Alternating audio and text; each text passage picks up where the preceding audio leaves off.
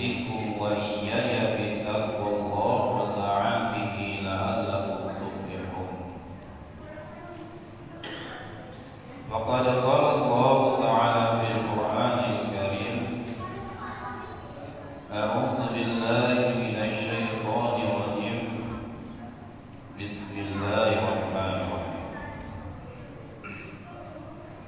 إن في ذلك لآية لمن خاف عذاب الآخرة. ذلك يوم مجموع له الناس وذلك يوم مسؤول. صدق الله العلي العظيم. Quran Surat Hud ayat ke-103. Puji serta syukur kembali kita ucapkan atas kehadiran Allah Subhanahu wa Ta'ala. Alhamdulillah, pada siang hari yang mulia ini, di hari yang berbahagia ini, Allah masih memberi kesempatan kepada kita bersama, yaitu kesempatan untuk masih bisa bernafas, serta Allah masih memberi nikmat kepada kita. Begitu banyak Allah telah memberi nikmat kepada kita, di antaranya nikmat iman, Islam dan kesehatan.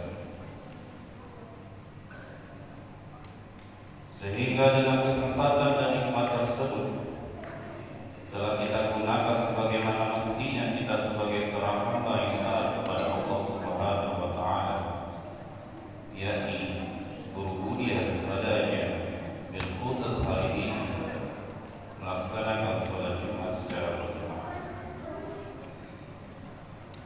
Kemudian daripada itu tentunya bersolawat kita kepada Rasulullah sallallahu alaihi wasallam dengan mengucapkan Allahumma shalli ala Muhammad wa ala ali Muhammad.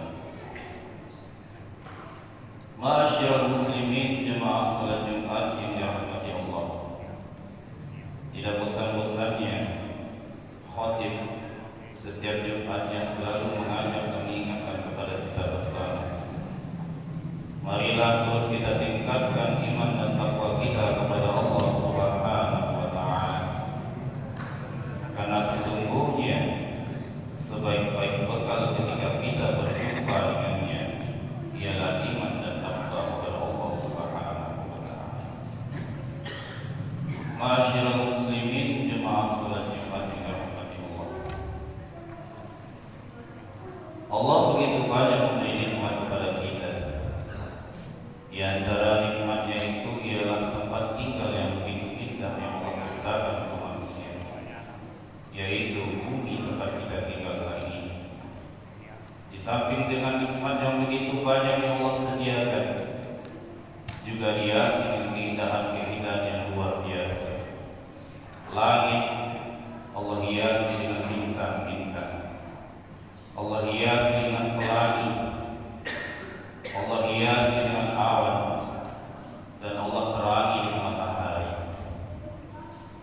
Hari ini jarak antara bumi dengan matahari sejauh 150 juta kilometer, dan dengan matahari itu Allah terangi bumi ini seterang-terangnya untuk kita bisa beraktivitas sebagaimana biasanya. Tetapi kita harus selalu ingat, idza zulzilatil ardu zilzalaha, yaitu ketika Allah guncang bumi ini dengan guncangan yang sangat dahsyat, maka disitulah awal kehancuran muka bumi ini. Setelah bumi ini Allah hancurkan sehancur-hancurnya, maka bumi Allah ganti dengan bumi yang baru yang disebut sebagai padang mahsyar. Sebagaimana ayat yang Fatih bacakan di awal tadi, yang artinya sesungguhnya pada yang demikian itu pasti terdapat pelajaran bagi orang-orang yang takut kepada azab akhirat. Itulah hari ketika semua manusia dikumpulkan untuk dihisab.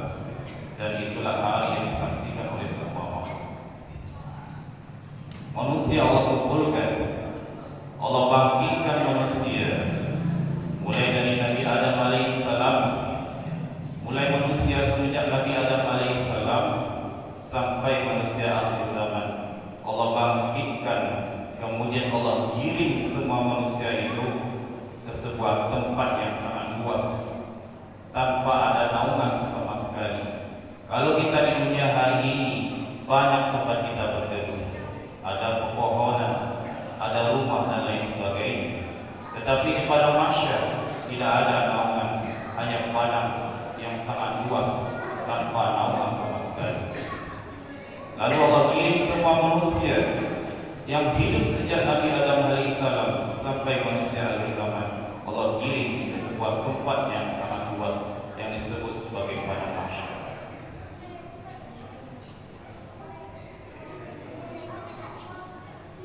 Maka Rasulullah SAW 14,5 abad yang lalu beliau bersabda tentang peristiwa tersebut.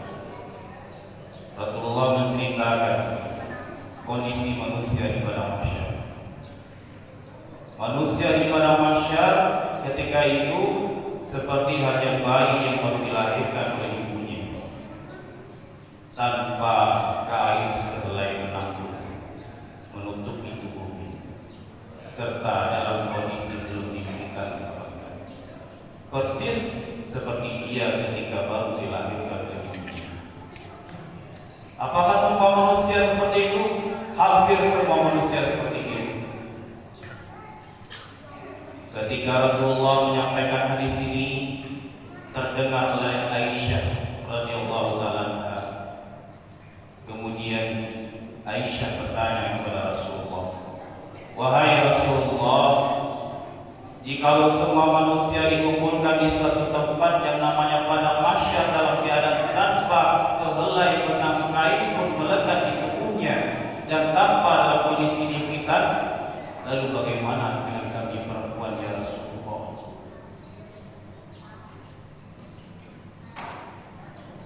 Kemudian Rasulullah menjawab,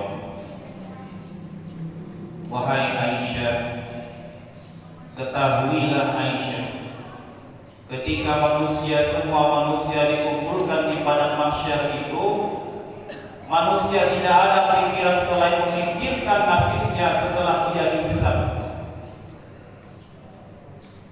Manusia hanya memikirkan nasibnya sendiri.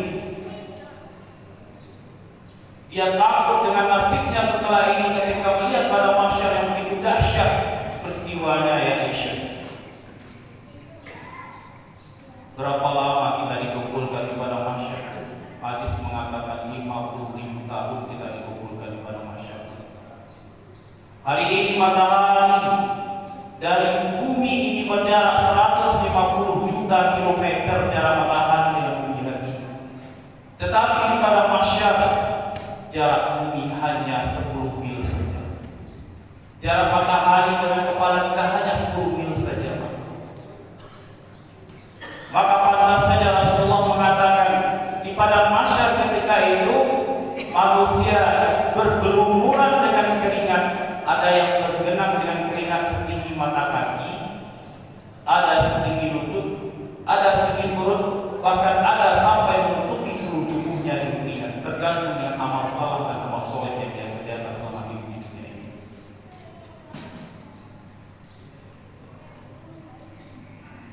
Lalu apa tujuan Allah mengumpulkan kita semuanya manusia ini di padang mahsyar? Dijelaskan oleh Allah Subhanahu wa taala dalam firman-Nya, yaitu surah Az-Zumar ayat 69 yang berbunyi, "Wa asratil ardu bi nuri rabbiha wa wudihal kitabu waji'a bin-nabiyina was-suhada wa qudiya bainahum bil haqqi wa hum la yuzlamun."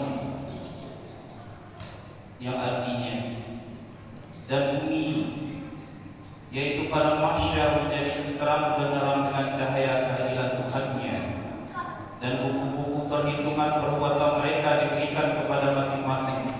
Nabi-nabi dan saksi-saksi pun dihadirkan, lalu diberikan keputusan di antara mereka secara adil. Sedang Itulah tujuan Allah mengumpulkan kita semua pada masyarakat selama 50.000 tahun, yaitu dihisab oleh Allah amal perbuatan kita baik dan buruknya. Apakah kita akan menerima amal catatan dengan tangan kanan kita atau sebaliknya dengan tangan kiri kita? Itu tergantung amal yang kita kerjakan hari ini selama hidup di dunia. Ma'asyiral muslimin jemaah salat Jumat dirahmati Allah. Tetapi menariknya, di dalam hadis lain Rasulullah sallallahu alaihi wasallam bersabda, di tengah pada masyarakat yang sangat panas, tetapi ada segolongan manusia yang justru mendapat nikmat ketika itu, yang mendapat nikmat langsung dari Allah Subhanahu wa taala di dalam masyarakat. Siapakah mereka? Rasulullah menjelaskan dalam hadis sahih Bukhari, yang pertama orang-orang yang mendapat nikmat dari Allah Subhanahu wa taala ketika berada di pada masyarakat ialah yaitu imanul adil, yaitu pemimpin yang adil.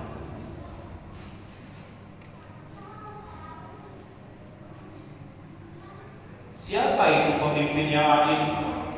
Pepatah Minang itu mengatakan, manimbang sama baik, membagi sama banyak, mau buat sama panjang, malah akan sesuatu pada tampil. Itulah pemimpin yang adil. Ketika kita diamanahi jabatan oleh manusia, apakah itu pemimpin kaum, pemimpin suku, pemimpin kelompok, pemimpin organisasi, atau pemimpin pemerintahan sekalipun, maka gunakanlah kekuasaan itu untuk menjadikan kita sebagai pemimpin yang adil. Semoga amanah itu menjadi petunjuk dan pertolongan bagi Allah Subhanahu wa taala untuk kita, dan menjadikan kita termasuk orang-orang yang beruntung kepada masyarakat, menjadi pemimpin yang adil. Kemudian yang kedua, kata Rasulullah, orang yang beruntung dan akan mendapatkan nikmat di mana masyarakat itu adalah pemuda yang tumbuh dalam ibadah kepada Allah. Di dalam Islam, pemuda itu adalah orang-orang yang berusia 33 tahun ke bawah, itu yang disebut sebagai pemuda. Siapa pemuda yang tumbuh dalam ibadah kepada Allah?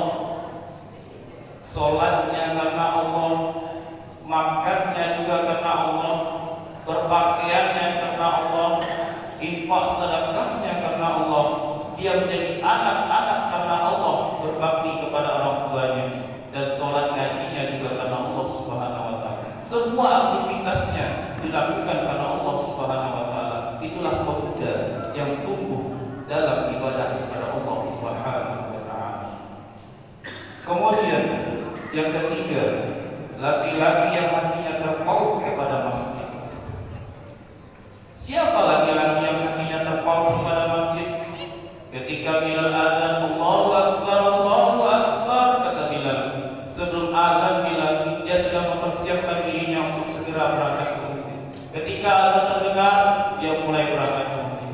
Sesampai di masjid, dia mulai beribadah kepada Allah. Tidak hanya melaksanakan sholat wajib saja, tapi ditambah juga dengan kegiatan-kegiatan yang sunnah, ngajinya, infaknya, sedekahnya.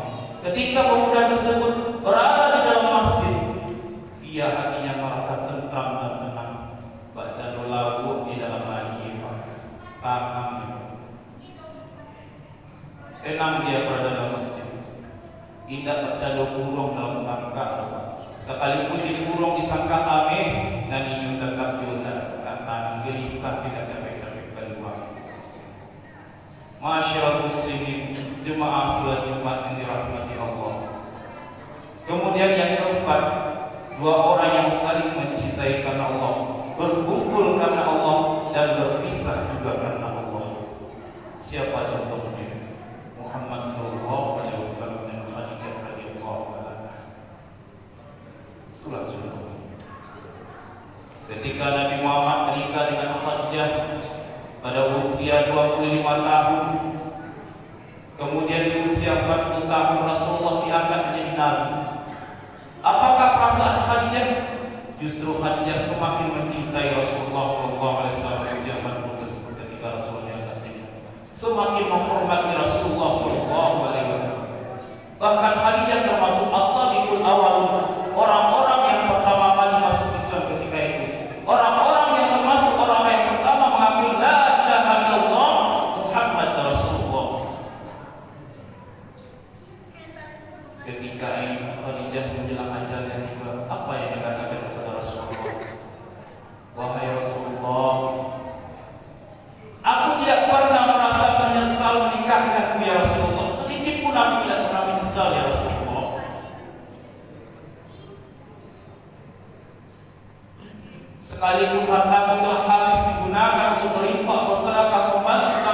ya Rasulullah, aku tidak pernah menyesal sedikit pun ya Rasulullah, kata menjelang ajal. Bahkan Rasulullah, kalaulah nanti aku wafat Rasulullah, tulangku masih dibutuhkan untuk menyebabkan dakwahmu ya Rasulullah, kalimu maka gunakan tulang-tulangmu untuk membantu siang agamamu ya Rasulullah. Itu contohnya. Berkumpul karena Allah, berpisah karena Allah. Kemudian berikutnya, laki-laki yang diajak berzina oleh wanita yang terpandang dan cantik, lalu ia berkata, sungguh aku takut kepada Allah. Siapa contohnya? Yusuf alaihissalam. Yusuf seorang pemuda yang tampan dan gagah, yang terkenal dengan kegagahannya dan ketampanannya. Tidak ada wanita ketika itu yang tidak terpesona dan tidak ingin memilikinya karena kegagahan Nabi Yusuf alaihissalam. Singkat cerita, Nabi Yusuf menjadi manusia kepercayaan raja ketika itu di Mesir karena kepandaiannya. Sang raja itu yang sangat cantik, yang juga terkenal dengan kecantikannya. Suatu ketika suaminya, raja itu, ada tugas kenegaraan untuk berangkat keluar kota. Lalu terbersih dalam pikiran Zulaikha untuk melakukan perbuatan maksiat dengan Nabi Yusuf alaihissalam. Dipanggillah Nabi Yusuf ke dalam kamarnya Zulaikha. Datanglah Nabi Yusuf alaihissalam. Ketika Nabi Yusuf berada di dalam kamar, dikuncilah semua ruangan oleh Zulaikha. Lalu apa dikatakan Zulaikha? Wahai Yusuf, aku menginginkan kau.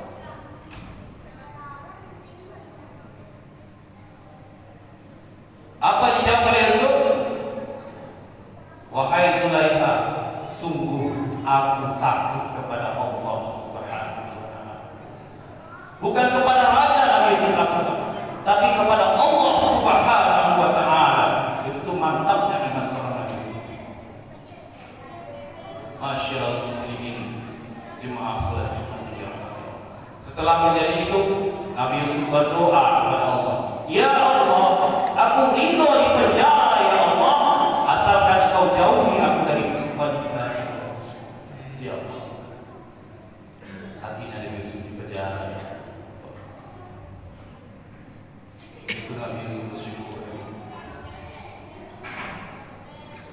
Kemudian berikutnya, orang yang bersedekah dengan menyembunyikannya sampai tangan kirinya tidak mengetahui apa yang disedekahkan oleh tangan kanannya. Ini istilah. Sebagaimana yang disampaikan oleh Ustaz Zulkifli Zain pada peringatan Maulid Nabi beberapa waktu lalu di tempat kita. Kejadiannya dan jauh dari Masjid itu, di Batang Kafe.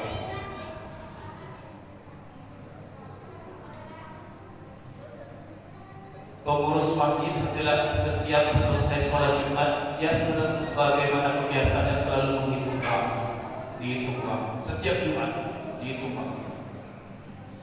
Kemudian didapati selalu setiap Jumat uang 100.000 dibalut dengan uang 22.000 rupiah. Uang 100.000 dibalut dengan uang 2.000 rupiah. Dilipat. Yang nampak hanya titik rupiah. Hampir setiap Jumat pengurus masjid selalu menemukan uang tersebut, uang yang seperti itu.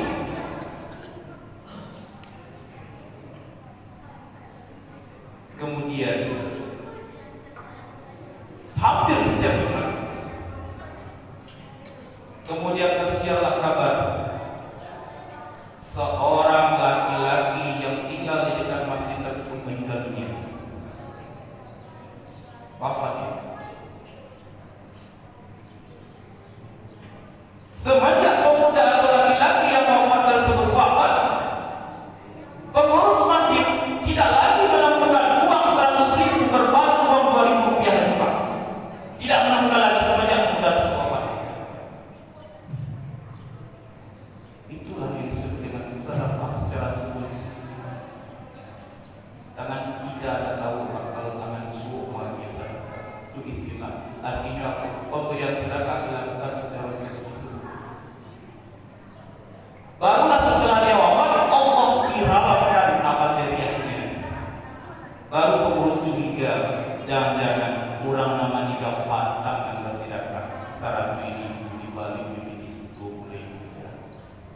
Sejak dia meninggal, pengurus tidak lagi menemukan uang seperti itu. Sampai ini.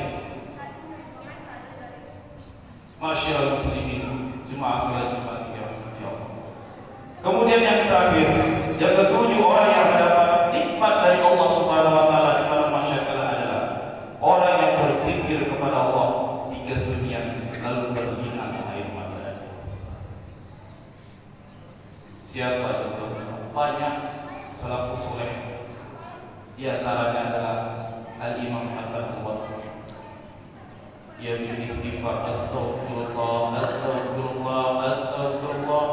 Dia orang imam besar, imam dunia. Berzikir meneteskan air mata. Apa yang diingat ketika dia beristighfar? Dia takut kalau ada dosa yang diampuni oleh Allah Subhanahu wa taala. Dia takut kalau amalnya telah tidak cukup untuk mengatakan keselamatan baginya kelak di yaumil akhir. Padahal dia imam besar, imam dunia. Masya Allah. Semoga menjadi kebaikan bagi kita bersama, semoga menjadi pelajaran bagi kita bersama. Berikut surah Al-Fatihah. Fa'tabiru ya ulil absar la'alakum turhamun.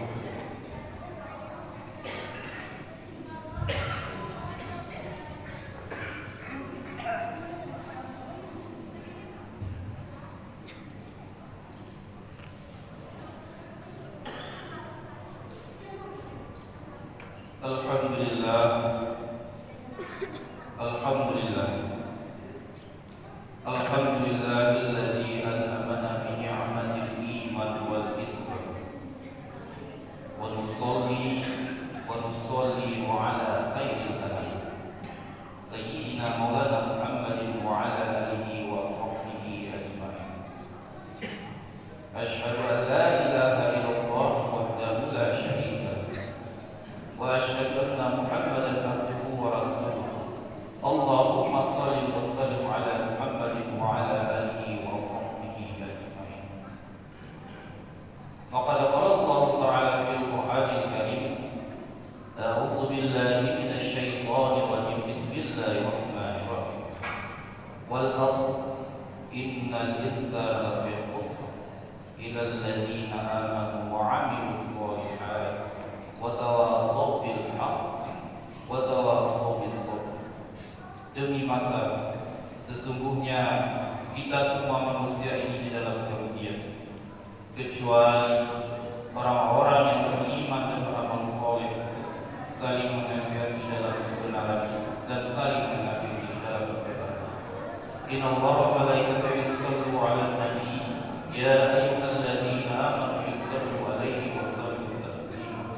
Allahumma shalli 'ala Muhammad wa 'ala ali Muhammad kama shallaita 'ala Ibrahim wa 'ala ali Ibrahim wa barik 'ala Muhammad wa 'ala ali Muhammad kama barakta 'ala Ibrahim wa 'ala ali Ibrahim fil 'alamin innaka Hamidum Majid.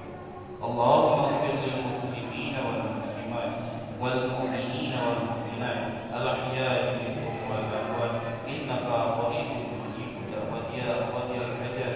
Rabbana zalamna anfusana wa illam taghfir lana wa tarhamna lanakunanna minal khasirin. Rabbana wa la tahmil 'alaina isran kama hamaltahu 'alal ladzina min qablina. Rabbana wa la tuhammilna ma la taqata lana bihi wa'fu 'anna waghfir lana warhamna anta maulana fansurna 'alal qawmil kafirin. Allahumma ansur ikhwanal muslimina wal muslimat wal mu'minina wal mu'minat fi butunatihi darasati fi sutra ya Allah, fi pesisir selatan ya Allah, fi Sumatera Barat ya Allah, fi Indonesia ya Allah. Allahumma sholli ala muslimina wal muslimat wal mu'minina wal mu'minat fi Palestina ya Allah, fi Rafah ya Allah, fi Gaza ya Allah, fi Syam ya Allah. Allahumma taqabbal salatana siyamana wa ruku'ana wa sujudana. Allahumma sholli ala Muhammad wa ala ali Muhammad fi awali wal akhir fil malai ala ila yaumil.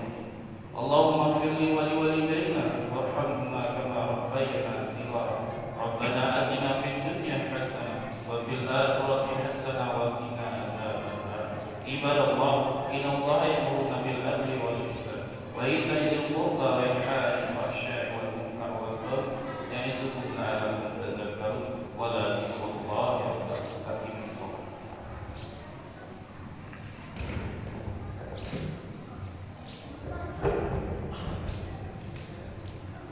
Allahu